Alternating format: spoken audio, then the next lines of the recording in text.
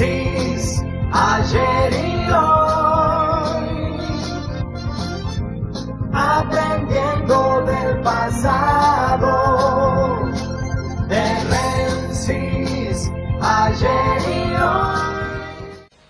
Cuando hoy la Cámara de Diputados trate el proyecto para que aquellos que poseen más de 200 millones hagan una contribución voluntaria a un momento tan difícil, pero que en la Argentina hay que sacarlo por ley. En otros países del mundo los que más tienen lo ofrecen a los gobiernos de turno en forma voluntaria.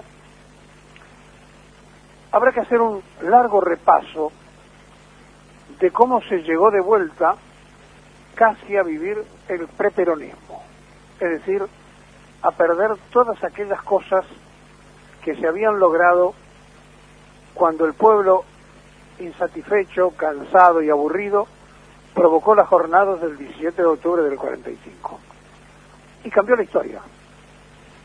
Y aquel hombre que aparecía transformando un mensaje de un militar que había interpretado que las Fuerzas Armadas no podían ser tropas de ocupación y al servicio de la oligarquía, sino que eran parte del pueblo porque estaba compuesta por hijos del pueblo y que tenían que empezar a cambiar su discurso, instaló en la Argentina tiempos de fertilidad, de avance notable, que le permitieron al país transformarse de manera tal que en apenas 9 años se llegaron a realizar 120.000 obras públicas.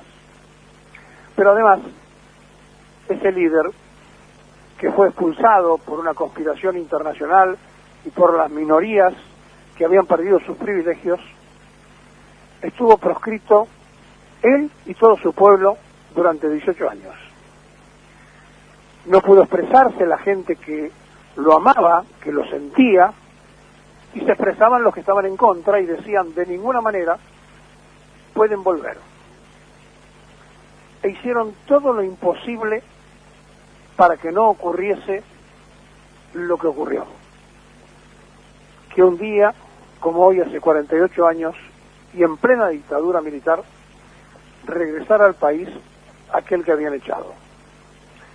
Y el presidente de facto era un conspirador que en 1951 tuvo que ir preso porque había estado en un golpe de Estado contra el gobierno constitucional de Perón. Y la verdad que cuando los que están escuchando se dividen en edades, los que a lo mejor son los hijos de los padres fundadores de aquel 17 de octubre y que ya están en su tercera edad, pudieron haber sido testigos presenciales o activos, según cada rol de cada quien. Habrá otra generación que lo leyó, lo escuchó, y una mayoría que simplemente tiene que esperar que se le cuente por qué esa tremenda mística a lo largo de los años. Y como la memoria es selectiva, aquellos que vivimos aquel momento, guardamos las marcas indelebles porque la felicidad que duró un ratito siempre supera al dolor que duró 18 años. Y al bombardeo se le opuso la felicidad de la plaza llena otra vez. Y a los fusilamientos la posibilidad de repetir otra vez el 50% para el trabajador y una inflación cero. Y al endeudamiento de un país que no era socio del Fondo Monetario y que había logrado tener un tremendo desarrollo, que era un país acreedor, a que lo llevaron después del 55 otra vez a reducir la deuda. Y así a cada tristeza se le contestaba con una nueva felicidad.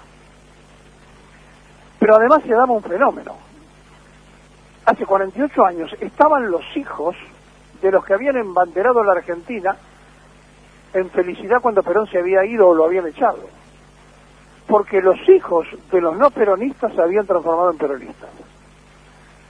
Ese fenómeno multiplicador tan especial que lo pueden explicar solamente aquellos que lo vivieron, porque los que siempre fuimos de una misma forma se nos hace más difícil explicar a aquel que en su casa vivió de otra manera y terminó finalmente levantando la bandera en coincidencia con nosotros. Hace 48 años, casi medio siglo, es un montón, 3 generaciones de por medio. Para nosotros fue ayer. Es una cosa fresca en la memoria, selectiva, como les decía, en la memoria del ser humano, que quiere y prefiere guardar los grandes recuerdos. Lanusse, el dictador de turno, había dicho que Perón no venía porque no le daba el cuero.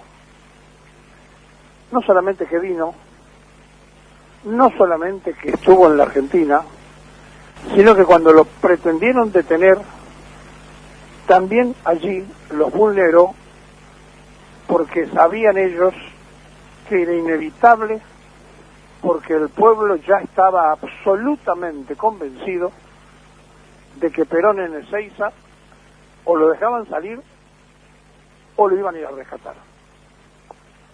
Ya se había frustrado un retorno cuando Miguel Ángel Zavala Ortiz, un comando civil que bombardeó Plaza de Mayo, era el ministro de Relaciones Exteriores de Ilia, hizo todos los trámites con los británicos y los norteamericanos para que a Perón no lo dejaran llegar y el avión lo mandaron de vuelta en Brasil para España. El avión negro, la ilusión de mirar al cielo cuando jóvenes para ver si aparecía ese imaginario avión que podía traer a Perón, se transformó en realidad. Y cuando aterrizó el avión en Ezeiza, mucha gente lloraba. Pero esta vez eran lágrimas de alegría. Era la parte selectiva de la memoria de los buenos y grandes tiempos. Bienvenidos a este 17 de noviembre de todos los tiempos. Bienvenidos en el mismo momento que el lamentable regreso al peronismo nos hace estar expectantes para saber si los que más tienen son capaces de poner algo por los que menos tienen.